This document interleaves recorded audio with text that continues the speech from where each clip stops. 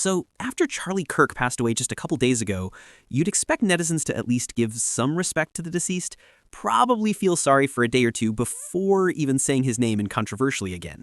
But the internet has a reputation for always reacting anti-clockwise, or without a clock at all, which is the reason for today's topic. Now, after his crossover on the 10th of September 2025, there's been ideological clashes from both left and right-wing opinions on Reddit and Twitter. This guy on Reddit asked a tight-angle question, and the perspectives on it has been really stunning. If Charlie Kirk had been a liberal activist instead of a conservative one, how do you think the media and politicians would have reacted to his passing? Quite a question it was, and the replies said it all. The first comment from a throwaway account claimed that the president would have made fun of it to the press. Here's what he said. 2 Democratic Minnesota state reps were popped in their homes by a man with a long list of other Democrats. The president made fun of the incident, it was in the news for a day, and nothing fundamentally changed. Also, when Paul Pelosi was hit with a hammer, he was made fun of by Fox News hosts. All kinds of BS circulated about how he was secretly gay and his attacker was a slighted lover. I understand your point, sir, but let's look at it this way. Frankly speaking, Pelosi and Charlie's are not really the same thing. The fact that we got multiple high-resolution videos of the bull hitting his neck and blood gushing out does make a difference. As the news gets shared, more and more people engage with the news out of shock value and morbid fascination, which gives it more traction. Had Paul Pelosi been popped while several cameras were filming it, it would have also become much bigger than it became. I think if the videos of school sparkings ever get released, maybe more people will be pissed about them, but I understand why they don't release them. Those videos should be shared and retweeted to all the politicians who take money from the NRA. Someone else affirmed his stance, using the Vietnam War as a good example of how public opinions gets heightened after real-time videos about an incident is shared. Let's hear her. During the Vietnam War, they did something similar. They started publishing photos from the war, and public opinion started turning. We watched the Vietnam War before dinner on the news every night. People having access to those images changed the public discourse about that war in a way nothing else could have. The images and photos published in Life and in Time magazine gave Americans plenty of information that we weren't getting any other way. Journalists, good and nonpartisan journalism, were a game changer. The corporate rot that people mistake for news these days just panders to whatever message makes the most money. While these POVs are really interesting and everyone is somewhat right, but a female commenter wasn't having any of it. She made it clear that no one would have lost their jobs or be shamed by Republicans if Charlie was in the opposite affiliation. She stated, "If Charlie Kirk had been a liberal activist, people wouldn't be getting doxxed and losing their jobs for being rightfully critical of his platform and who he was. The president would be on Truth Social making jokes about it. Conservatives would be peddling every conspiracy and fake story under the sun to blame everyone but themselves. There would be weak calls from leftists for gun reform that would be laughed off by Republicans, calling them cowards and giving the usual spiel of thoughts and prayers and guns don't shoot people shoot people. They would escape all accountability for speaking ill of the ghosted conservative figurehead, and people on the left themselves are enforcing in the current eulogized whitewashing of Kirk and his disgusting trash record, and then the news would stop talking about it the next day because the president decided to deploy the army in another U.S. city. It's been driving me up the wall seeing all the BS from conservatives about how this is war and the intolerant left. Like there's collective amnesia over how much sympathy is given whenever anything bad happens to anyone aligned with the right, and how little is given every other month when a trans person or someone who was only perceived to be transgendered is attacked. Members of the press are attacked by the army, who have been deployed domestically. A clinic that provides gender-affirming care or abortions is firebombed. A Democratic political office is popped up. An LGBT venue is popped up, and the memorial is painted over, etc. We know exactly how things would have played out had Charlie Kirk been a liberal activist, and it's infuriating that so many people have collective amnesia over how incidents of clashes against leftists played out just a few months ago. Anyways, that's the end of my rant.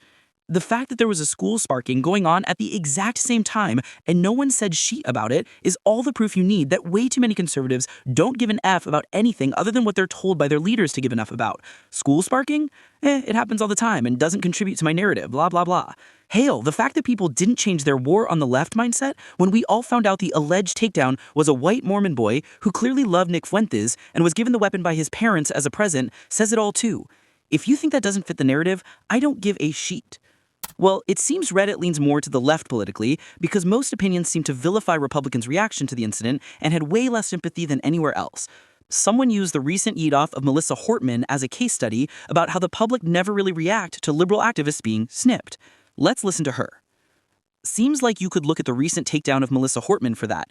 They would cover it, say it was bad, and then quickly move on. In fact, it was covered so little that when Kirk was unalived, plenty of people didn't even seem to know or remember it happened only 3 months ago. Just last month, the CDC building was popped hundreds of times, and a police officer was unalived by a right-wing nutjob spouting the same anti-vax BS as RFK Jr. It was barely reported on, and the president never even addressed it. Plenty of large right-wingers would make fun of it. Plenty of right-wing political leadership would be quiet. Some of the ones with some semblance of a soul would say, wow, that is not good. Trump would somehow find a way to make fun of it, encourage the behavior to happen to others against him, while simultaneously convincing his base that he is actually saying it is bad that someone was popped. Any coverage that does happen would still somehow blame a lefty for the takedown with no evidence. Assumptions of the person being trans and mentally unchecked would be rampant, and no reckoning of how the right's rhetoric, specifically Trump and his administrations, may have caused this sort of behavior. When I heard Trump had ordered flags to half-mast till Sunday in honor of Kirk's passing, it struck me as absurd. I tried to think of left-leaning equivalents, and the first thing that came to mind was Biden lowering flags in honor of the hypothetical silencing of Rachel Maddow. Silly and not an equivalent because Maddow is a journalist. I then thought of AOC, which is probably closer given her age, but again, not the same as she is an elected official. So, David Hogg? Never mind, I think we all know a Democratic president would be very unlikely to make a similar move, and if he did, he'd be mocked by the right. Those were a lot of disagreeable takes from the blue political folks of Reddit. Someone pointed out to our latest commenter that Melissa Hortman and Charlie are entirely different people to American politics, and the reactions ought to be different. This is her point of view. Do you recall Melissa Hortman? They would react like that. A lot more people also knew Kirk's name before Wednesday. He was treated like a celebrity passing, which will always get more coverage than a not nearly as well-known politician. Exactly. I don't get why that's so hard to comprehend for people. The average informed American will at least have heard of Charlie Kirk. The same can't be said for both the Minnesota lawmakers. Outside of people in Minnesota, I highly doubt most people had heard of them. The only reason I had heard of them is because of what happened to them. The fact that it quite literally happened in front of hundreds of people, literally millions after social media, and that Kirk was somewhat of a celebrity name, makes it much more coverable for the media. Next, who you'd name a conspiracy theorist alleged that Trump's government could be, in fact, actually trying to use the chaotic situation to create a war before leaving office. However, she supported her claims with some facts. Let's give her some years. I feel like the government is trying to guide this country to a civil war, fanning the flames of conflict, fostering resentment, polarizing them at every opportunity. They'd have blown it up either way, because a population divided against itself is too busy fighting to unite against the government leeching off of it. I'm pretty sure Trump even said something about how he's not interested in mending the divide, and that right-wing extremists exist because they're tired and really want to help their communities or something like that, while left-wing extremists are just annoying. So yeah, the dude absolutely is eager to see Blurred in the streets. I agree with you, sister. It's about distracting everyone while he, his family, and his billionaire donors loot the country. In a roundabout way, we did see Biden and Harris trying to mend the divide, most notably by not trying to widen the divide, but also by not showing favoritism to blue states, as well as doing things that benefited everybody. I mean, could you imagine the outrage if Biden had made tweets which made it seem as though states being granted emergency relief funds was conditional on whether or not they voted for him? I mean, just read this from Trump. These are all his posts from only 2 days ago. I am approving $29.8 million for the wonderful state of Wisconsin to help them recover from the major storms and flooding they experienced in August. We had huge victories in Wisconsin in 2016, 2020, and 2024, and it is my honor to deliver big for Wisconsinites. I am proud to approve nearly $32 million in assistance for the great state of North Carolina, which I won big all 6 times, including primaries, in response to their recent flooding events in July. We are going to be granting $5.7 million to assist with the severe storms, tornadoes, and flooding that ravaged the great state of Kansas, where I had big victories in 2016, 2020, and 2024. I am approving over $500,000 for the great state of South Dakota for the terrible storms and flooding they endured in June. I love the people of South Dakota who voted for me in historic margins in 2016, 2020, and 2024. That tells us everything about his stance right now. It's strange that most of y'all don't see him for who he really is. Now, are we supposed to suspect the president? That could have to hold off for now. Some guy made it clear that anyone comparing Kirk with 2020's George Floyd was entirely missing the point, claiming that the situations and bragging rights were altogether different, stating, Kirk was popped by one lone sniper, who we don't even know the politics of. Floyd was unalived by a police officer, and there were already several high-profile cases of cops popping civilians. Floyd's passing was just the tipping point that kicked off protests, some of which turned hostile chaos, seeking broader police reform. Also, even if they aren't burning down cities, the right is actively pushing for leftists to be arrested, or any left-leaning groups to be dismantled, calling them all kinds of names when, again, we don't even know the politics of the sniper. And before you say, oh, the left was celebrating his passing online, the right celebrated and made jokes after Paul Pelosi was attacked, and an elected official made a joke about 2 Democratic lawmakers getting unalived in their home just 3 months ago, then called it a Marxist attack. The attack was, again, right-wing. There was also, January 6th, where a bunch of right-wingers stormed the Capitol, some chanting, "Hang Mike Pence." Trump also pushed the narrative that the guy who popped him in PA was a leftist, but he was a Republican. This is known knowledge. He simply wants to paint leftists as clash-prone, and making the right-wing extremists seem less bad than left-wing ones is just going to embolden them to be clash-prone towards leftists. Extremists on the left are bad, but extremists on the right are eagerly stirring the pot. They want the left to be more clash-prone so they can justify their blurred lust. That was quite something. However, a right-wing commenter instantly called him to order, claiming that his points screamed of desperation.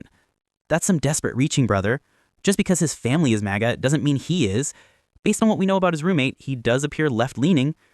The amount of people on here saying he couldn't be a liberal because he grew up in a conservative household is astonishing, as if there aren't countless anecdotes here from Redditors talking about disowning their family due to their conservative stances. It's really interesting and concerning to see how people react when faced with information that makes them uncomfortable. Literally, who on earth cares? Y'all are just as guilty of using this all for political fodder. If you guys care so much about innocent lives being taken, then shut the F up and do something about it.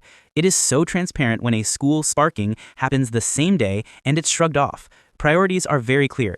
It's not about resentments or clashes. It's about protecting your bubble and finally grabbing the moral high ground. That's petty. Petty? Ugh. A different guy gave up another perspective about the Floyd case. At this point, the thread was derailing to a slightly different direction. Call it a Floyd versus Kirk debate. Let's hear him. Floyd blinked because he wouldn't cooperate with the cops. The fentanyl in his system did the rest. Democrats would rather lose their minds over drug addicts and rogues because they are black. They will make excuses for cities burned down by rogues. However, just one dude speaking against them, that's not possible. They will spam online and in the media that the opposition must be stopped, until one of their nut jobs does their bidding. They will try to take down Trump and Kirk. Taking this even further, this guy explained to the George Floyd claimant that he was completely wrong. Here's his point. Nothing happened and Kirk wasn't attacked because of political reasons. You're comparing completely different things. You claim an elected official made a joke about 2 Democratic lawmakers getting unalived in their home just 3 months ago. But you can't even provide the name of this elected official. Reddit didn't even talk about those 2 random Democratic lawmakers. You didn't care about them either. Those are different things. How about January 6th? Oh no. A protest? Oh no. The January 6th argument is so old and pathetic, especially when there have been several cases of Democrats doing the same thing. You talked about the Iowa State Capitol of June 10, 2025. Hundreds of pro-immigrant demonstrators organized by leftist groups gathered inside the Capitol in Des Moines to protest mass deportation policies and show solidarity with immigrants amid ICE raids. Also about the Texas State Capitol incident of April 23, 2021. Progressive activists rallied inside the Capitol in Austin to push for the Texas George Floyd Act, protesting police brutality and calling for reforms like banning chokeholds. The sit-in disrupted legislative sessions amid broader BLM momentum. You've also claimed that we don't even know the politics of the sniper. That's a lie too. We do know the politics of the sniper. He was anti-Kirk and what he represents, freedom and America. I just want to tell you that this move created thousands of extremists on the other side, and that action has equivalent consequences. The left isn't ready for what's coming for them, and they will have been the creator of their own demise. Dang, that was some analysis.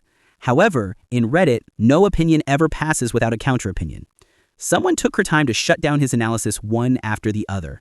Obviously, no one is ever allowed breathing space on Reddit. She said, Mr. I'll debunk every point you've made here. You're the liar, and these are the real truths. First, Floyd was taken down because he had a knee on the back of his neck for 9 minutes. Keep coping about the fentanyl. I bet you didn't even watch the video and you're just parroting what Kirk and other right-wing grifters told you. 2, so you mean nothing happened except he was attacked with a hammer? Well, the point remains that someone the right didn't like was attacked in his home, and they didn't care. 3, Mike Lee is the one who did it. And it wasn't talked about because it didn't happen on camera, and the government didn't care about it because it wasn't someone on their side who got unalived. Does that hypocrisy not mean anything to you? Fourth point, a protest that, again, had people chanting "Hang Mike Pence." The other protests you listed did not have the protesters calling for the execution of a politician. And finally, we don't know the politics of the guy, but the right is calling for widespread imprisonment and deplatforming, or even blowing off anyone leftist. Could you imagine if, say, Hassan Piker got popped and everyone on the left, including sitting politicians, demanded the sleep-offs and imprisonment of everyone vaguely on the right, even if the sniper wasn't from the right? And before you make up any fairy tales about how it would happen or misrepresent history to say it happened, have some damn consistency. Political clashes are bad no matter who it's against, so retaliating with clashes against people you don't like, even if they weren't behind it, is wrong. Whew, so many things at the same time. Let's get back to the main topic. Khalid 440 reiterated that the Melissa Hortman-Charlie Kirk comparison was unfounded for a lot more reasons, stating, "A lot of people are looking at the Hortman takedown as an example, but she was a relatively unknown state politician. Not to minimize it, but that's just the fact. I don't think the left really has somebody you can quite compare to Charlie Kirk in terms of influence over the youth, which might be indicative of the problem, but I digress. I think if Kamala Harris had been popped during her campaign, or somebody like Bernie Sanders or AOC was taken down, it would make bigger headlines, and probably be covered as more of a tragedy than Charlie Kirk's takedown. I do also think at least your more mainstream conservatives would condemn the clashes, and even though more right-wing conservatives might be secretly cheering it, they would probably express condemnation of political clashes, which I suspect is what most liberals and center-leftists are doing right now. Candidly, I think the reason this has blown up so much is because of how incredibly graphic the video of his takedown was. There's a reason the JFK takedown has remained in the public zeitgeist for so long. Obviously, he was a president, but if somebody had just popped him with a pistol while shaking hands and kissing babies, I really don't think it would be something we talk about all the time in the way that we do. I realize that most of the general public do not usually watch videos of people having their brainstem bifurcated and blood spewing out of their neck in a way that might make the directors of John Wick tell the props department to cool it with the special effects. That's an interesting take. I think Hassan Piker might be the closest we got as a comparison to Kirk, as his audience is pretty large and young. I think if the video wasn't recorded, the news of his passing would not have been as widespread. Hassan Piker wouldn't be nearly as comparable because Hassan isn't as ingratiated to the Democratic political establishment as Kirk was to the Republican political establishment. That's correct. Charlie Kirk was in my Facebook Reels for quite some time, and I don't give two sheets about American politics. If Bernie Sanders was publicly taken down and caught on video, you can bet your ash Reddit would lose its sheet over it. LOL. Yeah, I was gonna say AOC is the only one I can think of that is comparable. It gave me the realization that the left weirdly doesn't seem to have the same sort of charismatic or likable media personalities anymore.